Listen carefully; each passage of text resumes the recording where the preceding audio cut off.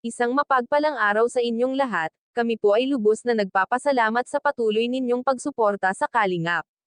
Sa mga manunood po ng video ng Kalingap, huwag po natin skip ang ads kasi malaking tulong na po yan sa mga tinutulungan ng Kalingap, lalo na po sa mga pinapabahayan.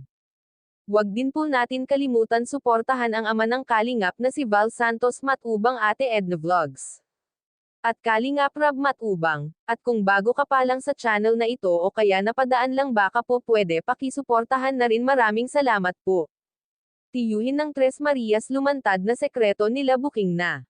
Yan po ang ating pag-usapan ngayon sa reaction video na ito. Kaya pakiusap po, patapusin muna ang videong ito at nang malaman ang nilalaman nito bago po kayo magkomento.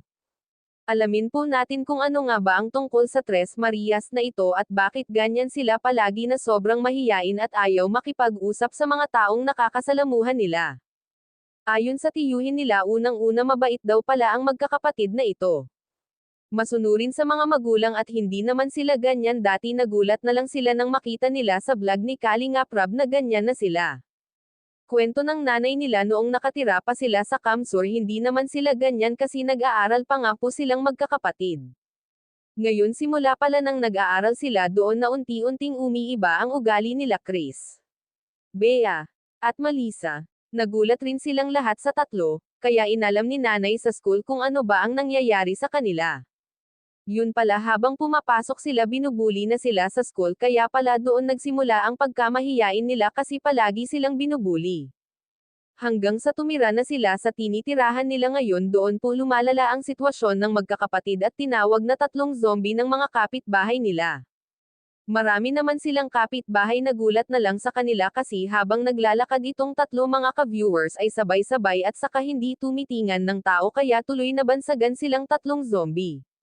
Mga ka-viewers, mababait naman pala itong magkakapatid at nag-uusap naman silang tatlo kapag nasa bahay sila. Yun nga lang talaga ang problema kasi natagpuan sila ng Kalingap at tinulungan sila. Ang problema po, kahit ilang beses na sila tinutulungan ay ganun pa rin ang ginagawa nila, ni hindi man lang makiusap-usap. O kaya hindi man lang sila lumalabas kapag may tao. Talagang kailangan pa po pilitin sila na humarap kahit kila Kalingap Rab man lanang. Mga ka-viewers, ipagdasal po natin sila na sana balang araw po bumalik sila sa dati, lalo ngayon na ginagawa ni Kalingap Rab ang lahat para sa kanila. Marami ang tumutulong at nagbibigay ng advice sa kanila, lalo na po si Pas ER. Panoorin po natin ang maikling video. Pag nasa bahay, nag-uusap naman. Pero pag kasama maraming tao, hindi. Pero masaya po sila, nagsabi sila kanina. Pwede bang mag-senyas lang kayo ng ganito, oh? Kung masaya kayo na tinutulungan ni Kalingap Rab. Bea, ikaw? Masaya kang tinutulungan ni Kalingap Rab? Ganito. Sige nga, gagawa mo. Kaya mo? Ganito? Hindi. Nahiya sila eh. Saan na sila mga nakapasyal? Nakapasyal dito sa Camarines Norte. Saan na nakapasyal? Nakapunta na yun ng Bagasbas? Hindi pa. Feeling mo matutuwa sila pag nagpunta sa dagat? Chris, si Melissa, Bea, ako pala si Pastor ER. And gusto ko lang sabihin sa inyo na bihira ko lang kayo makikita, napapanood ko lang kayo sa video. Sasama ko kayo sa prayers ko. Gusto ko lang malaman nyo na mahal na mahal kayo ng Diyos. At kung ano man ang nangyari sa inyo sa past, sa nakaraan, huwag kayong mawawalan ng pag-asa.